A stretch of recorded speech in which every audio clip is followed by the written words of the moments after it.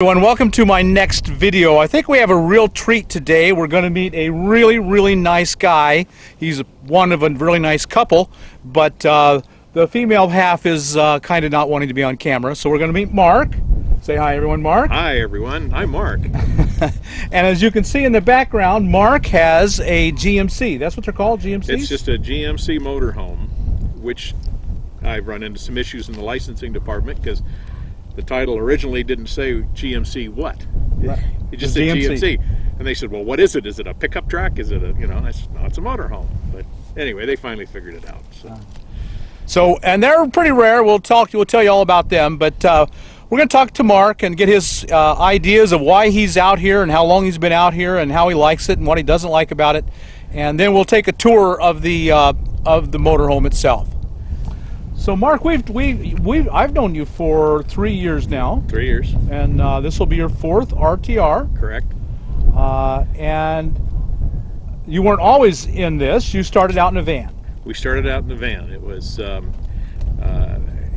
part of the motivation behind that was your blog, or your website at the time. It was probably more accurate, but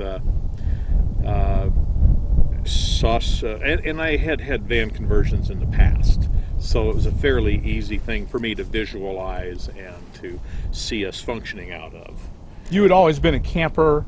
We've had RVs of one form or another for many years.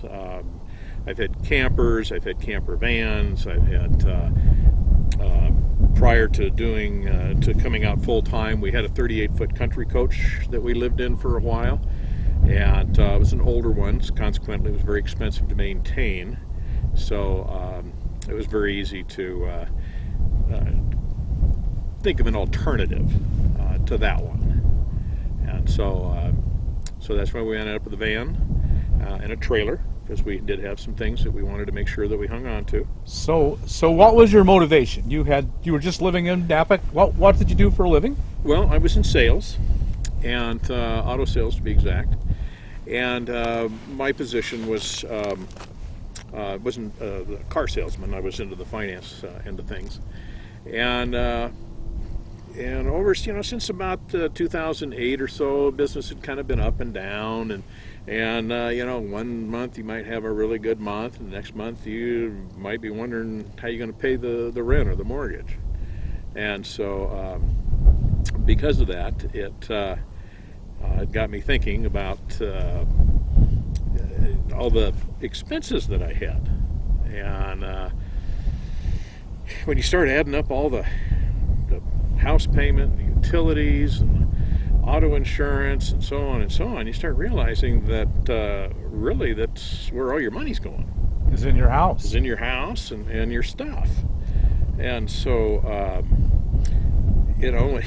at the time we made the decision, I mean, it's like the first, and I had made higher mortgage payments in the past, but in this particular house that we were in, I realized that $2,500 a month was going out just for the house. Just to have a roof over your head. Just to have a roof over your head, and a place to watch TV. And I'm thinking, well, that's awful pricey, Some months, that might be my total take-home pay.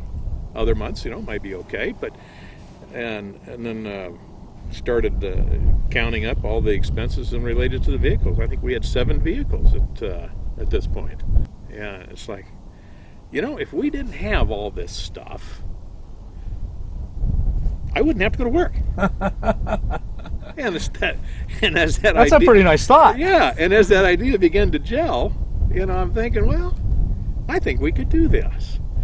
And Donna's always had a sense of adventure, and so I, being bored at work, not a lot going on, at the same time, of course, not making any money, I'm sitting on the computer, and one of the things that I'm reading is your website, and a lot of the little articles that are attached to it and stuff, and more and more, I'm starting to get thinking that, I could do this.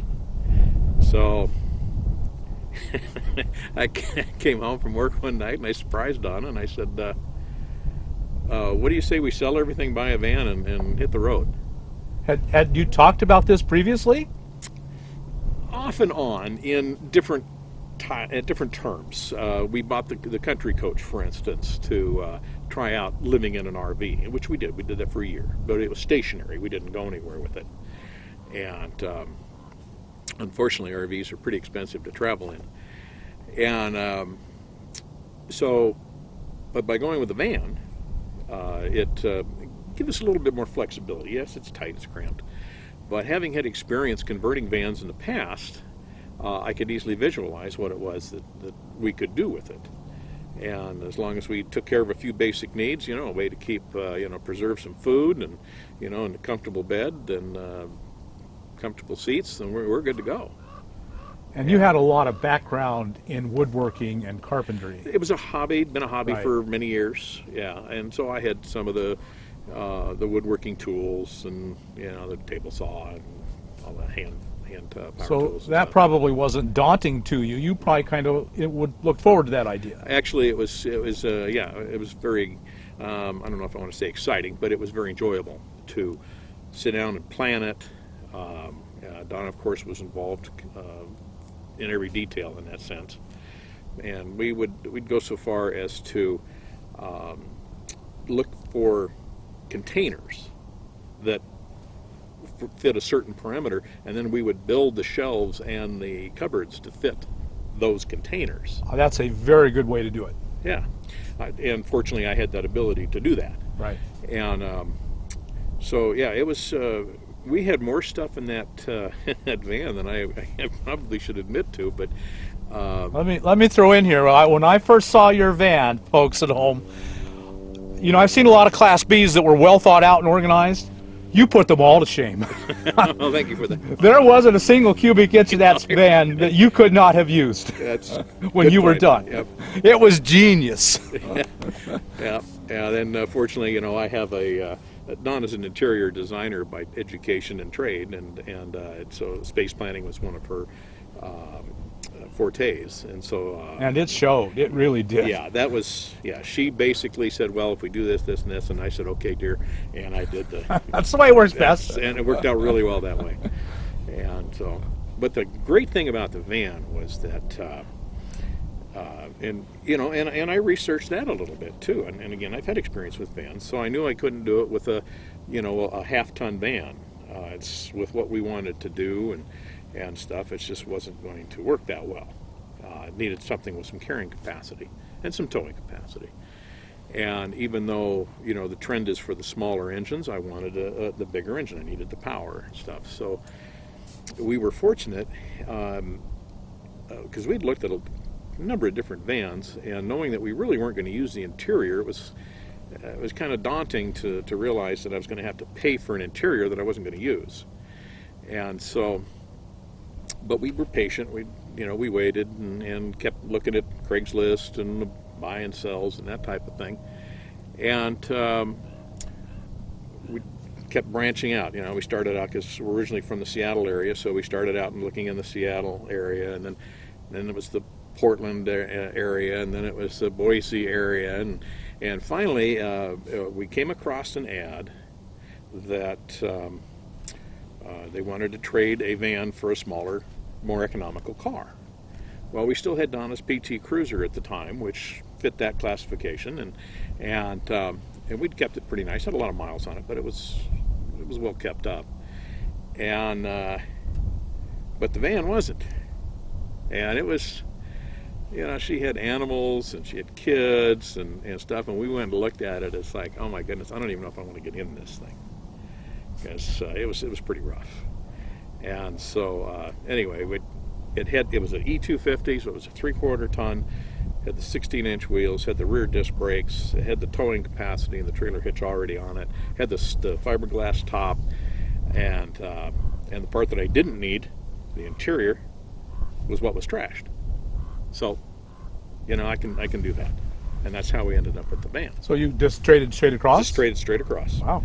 Yeah, and the van needed a serious tune-up. It needed brakes. It needed a lot of work, and the gal that owned it really wasn't in that income category to where she could spend a lot on maintenance on a vehicle. So it had been neglected, and so we managed to get it home and spent, I don't know, a couple $1,000s on getting it all ready to go. And then started having garage sales and putting things for sale on Craigslist. And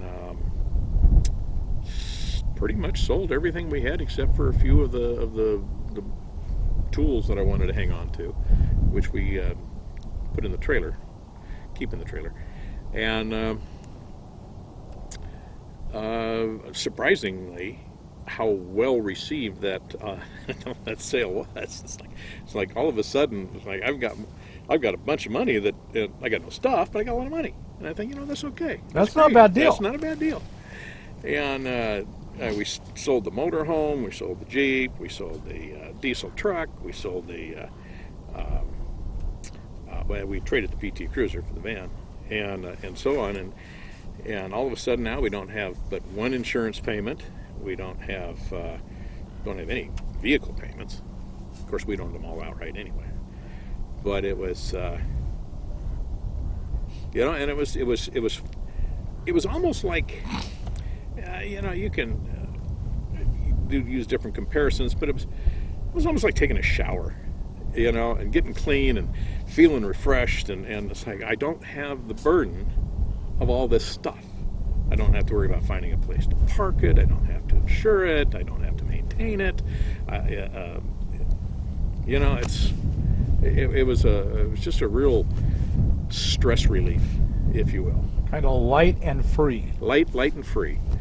And when we took off, it was great. It's like we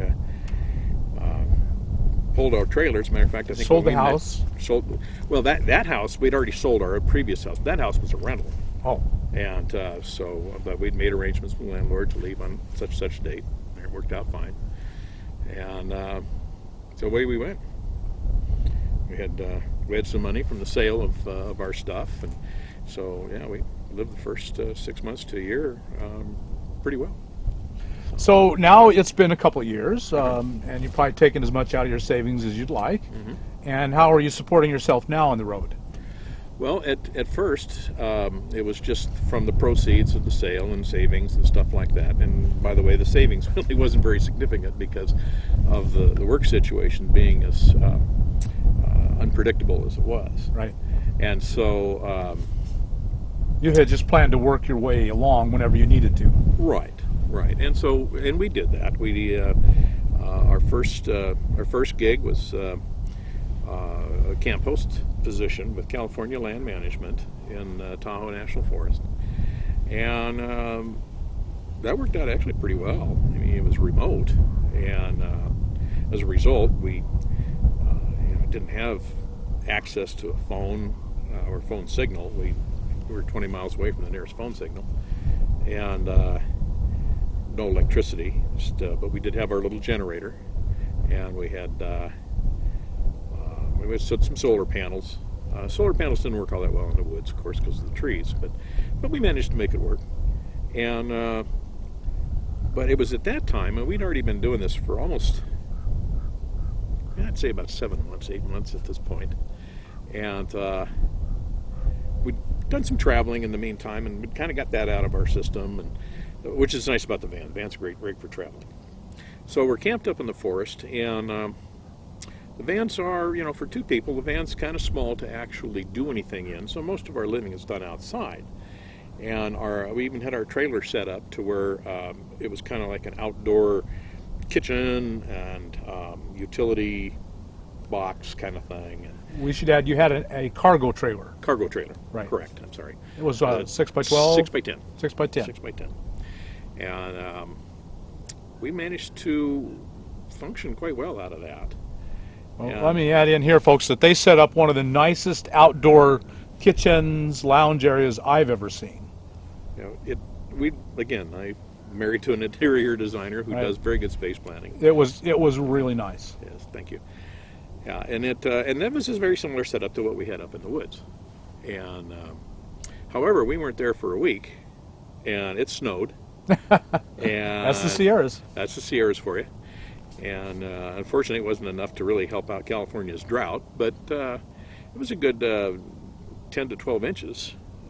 And all of a sudden, we're snowed in. And you know, we had one of those easy up canopies, and that collapsed, of course, before I could get to it.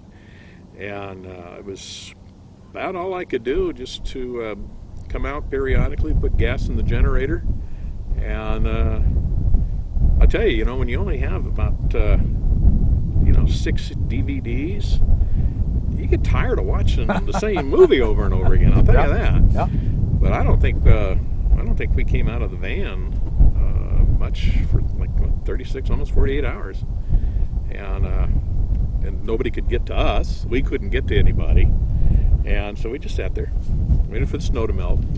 We had food, we had some other stuff, so we were good. But at that point, we started thinking that, you know, this is great, but it would be nice to have a little more room to get out of the weather if we needed to.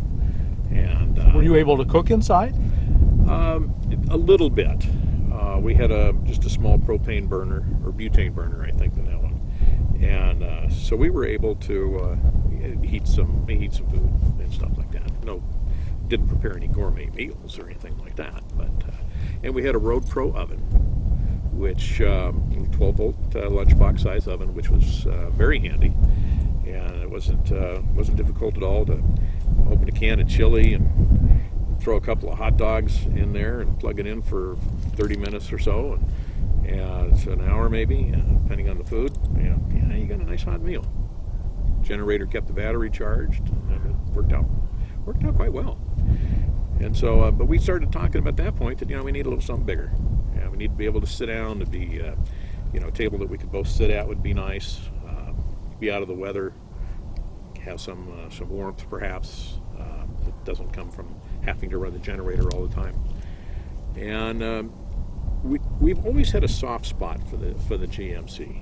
And Donna says that, you know, now's the time. We need to start looking for one of those.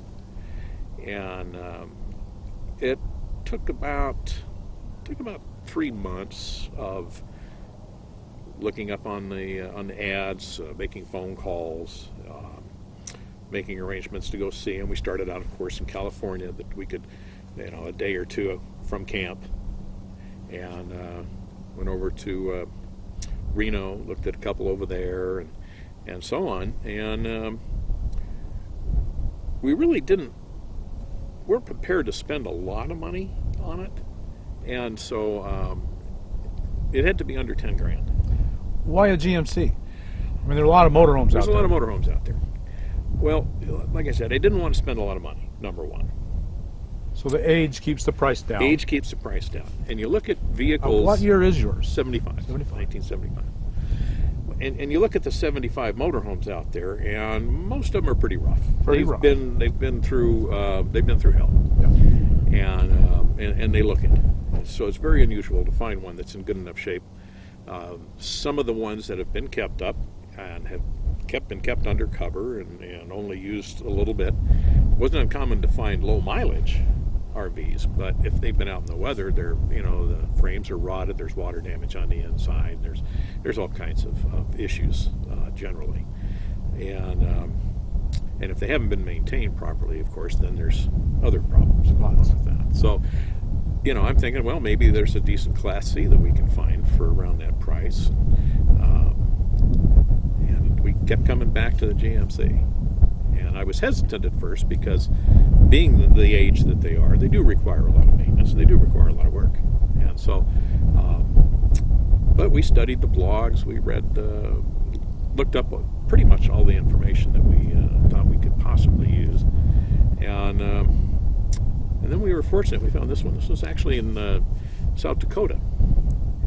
And so I talked to the guy on the phone, and it had some critical improvements that every GMC has to have in order for it to really be usable. And it was the 16-inch wheels, because they came from the factory with 16.5s. Which are about impossible to find now. They're impossible to find, and they're not a good tire. So now it fits the, you know, modern truck tires, and those aren't cheap. And it had a new refrigerator, and refrigerators aren't cheap either. No, they are not. And so because it had that stuff. And the other benefit was, or advantage to this one, was that it had been kept in a barn, or I say barn, pole building, when it wasn't being used for like the last 10 years. So that's the original paint, and yes, it's not perfect. It's 40 years old, but the fact that it's as good as it is because of the fact that it's been kept undercover for so many years. It's remarkably good. Yes, and so and we were able to come to an agreement with the owner, and I think we probably got the best deal on a vehicle of this category that we could have possibly have found. And I attribute a lot of that to Donna's research. And yeah, she's had more of a soft spot for them than I have. I've always been concerned about the maintenance and the upkeep. But I tell you, now that we've done it, and we've been driving this now for a little over 2 years. Yeah, it would be 2 years this month, actually. Or, yeah, 2 years this month. And so we've made some modifications to it. Did a lot of changes on the inside, and done a lot of maintenance on and updates on the outside, the suspension primarily, the engine area. And it's, is it the original engine? Original engine. It is not the original transmission. That's been replaced a number of years ago, but it's not the original. And but it you know, it's amazing how nice something drives when it has new wheel bearings, new shock absorbers, new tie rod ends. All of a sudden, it's like, man, it's like a brand new rig. So it's very comfortable to drive, and it's not cheap to drive. What kind of mileage do you get? Lousy. It's you know, if we get over, and keep in mind, most of the time we're driving it, we're usually towing the Ranger, and because of the lack of storage space in the GMC, they're very low profile, as you may have noticed. Right. And so they have no storage, no basement storage like a typical Class A would have, that sort of thing. They're very low profile, and so as a result, you get very little storage space. So the truck is our storage space, and it's kind of taken the place of the trailer, and at the same time it's given us the ability to go on little short trips, do a little exploring, if you will, that sort of thing, without having to pay the 41 cents a mile it takes to keep the GMC going. So we can, which makes, about the only way we can pull this off is by letting the GMC sit for a couple of weeks at a time and just drive the truck. A lot more affordable. And you just tow it with a tow bar behind the GMC. Tow it with a tow bar behind the GMC, and yeah,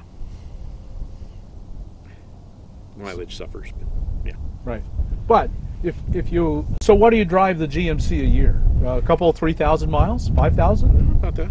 Somewhere in there. Yeah. So it's okay if you only drive it 3,000 to 5,000 miles a year if it gets terrible gas mileage. Right. And then you probably put another 5,000 or 10,000 on the Ford Ranger. Very, very close. Yep. And that's up into the 20s, probably around there. Yeah, it's yeah, we get about 17 to 20 depending upon how we're driving it and what's going on. Right. Keep in mind that we're carrying a lot of weight that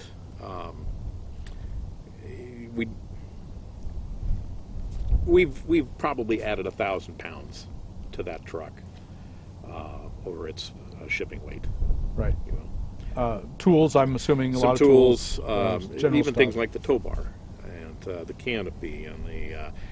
This is where we keep a lot of the stuff that we would use outdoors. Our pop-up canopy, our well, like our rugs and mats and spare water and that sort of thing is carried in the truck. So even though the GMC is very comfortable and you like being in it, and if you have to be in it for a week in bad weather, you're happy, Very you happy. still spend a lot of your time outside. A lot of the time, yes. Which is why we come down here. Right, because you can be outside. Because we can be outside, exactly. We are in the Arizona desert. Yes. So that's where we are. Yeah, this time of year, I'll tell you, especially looking at the weather, reports from the rest of the country, I'm glad we're down here. Oh, you would rather be in Oregon or Washington, wouldn't you? In the rain, the Oh yeah, gloom, oh yeah, yeah. or Northeast and all the snow. Sure, yeah. Colorado. Oh, that'd be great. Yeah, no. 20 below and 2 feet of snow. Yeah, no, it's a good place to not be. No, This time. yes. Yeah. This is the place to be, and it's cool here. You got it. We both got jackets on, Right. So it is cool here, but it's a whole lot better. Yep. Yep. And with the solar, with the sunshine that you get down here, solar is makes solar very practical. And I have a little generator. The original generator on this thing worked when we bought it, but it did it burned up a bearing, and the cost of replacing it just didn't make sense.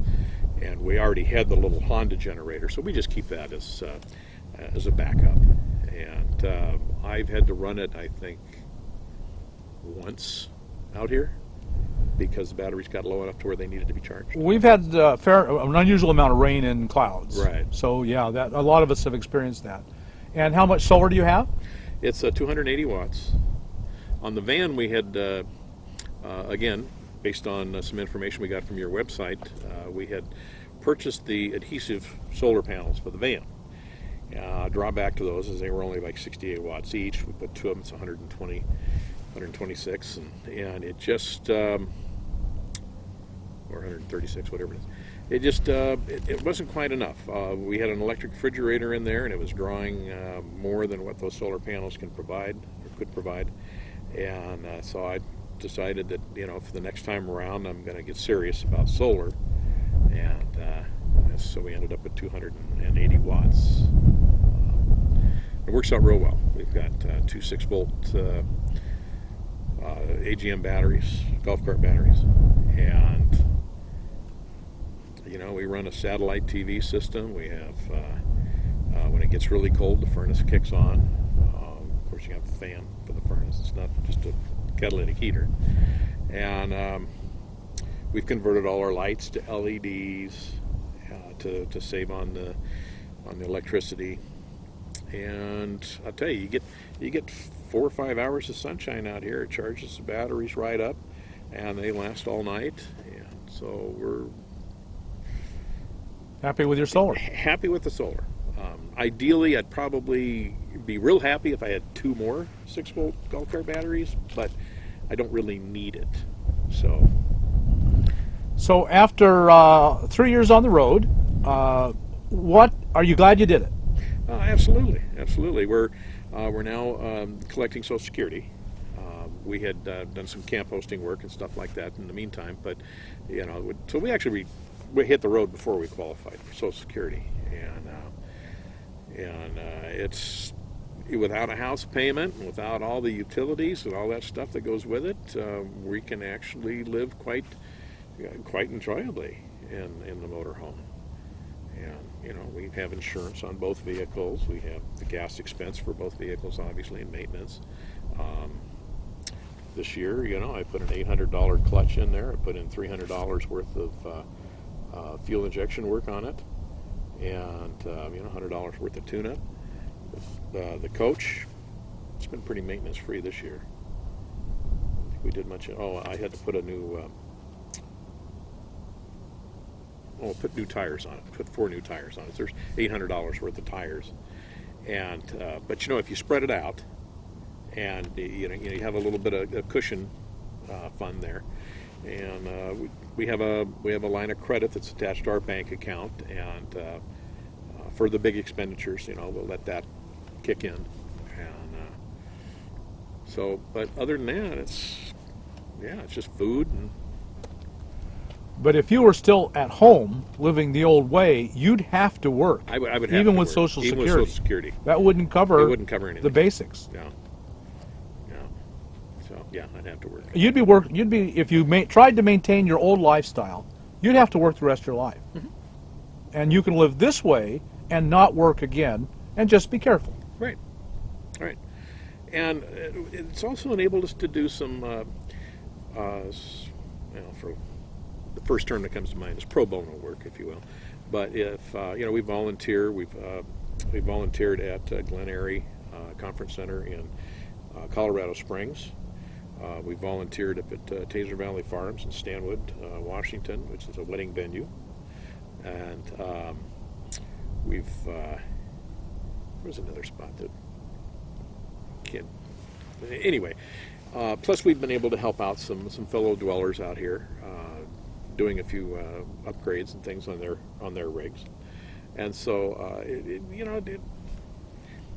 there's a certain reward that comes with that you don't need if you don't need the money, now you're doing it for different reasons, and it's much more fulfilling than working for the dollar. Right. So we really like that aspect of it too. And so after 3 years, what are the things you don't like? Well, like most of us, after a lifetime of collecting stuff,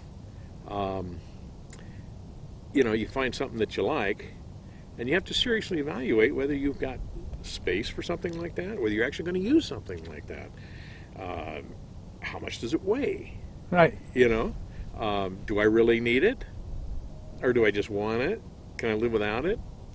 Well, obviously I have been living without it. So every purchase, you go through a process that if we were living in a house, you just bought it. Yeah.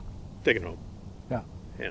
So it's that. And you kind of miss that. You kind of miss that because I like stuff. Everyone likes stuff. Everybody likes stuff. But when you're, and so yeah, I just have to look at other people's stuff and enjoy it that way, and kind of look back at the last year in your old home, and all the stuff, and were you really glad you'd bought it then? Most of the stuff that I had, I was pretty active in my garage, my shop, if you will. And so a lot of the tools and stuff, right, that I used a lot. But my goodness, we had stuff. I had clothes. I had belts. Oh my goodness, how did I end up with so many belts, ties? Things that hadn't worn for years.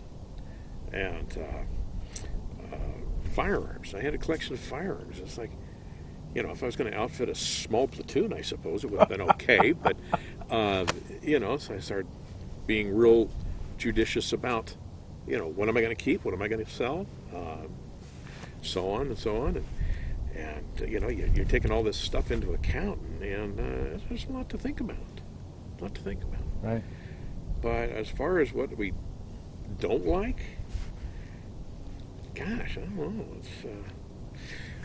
And probably another thing that I should throw out here, because I don't know that a lot of people could do what Don and I do. We've been married for 46 years. Right.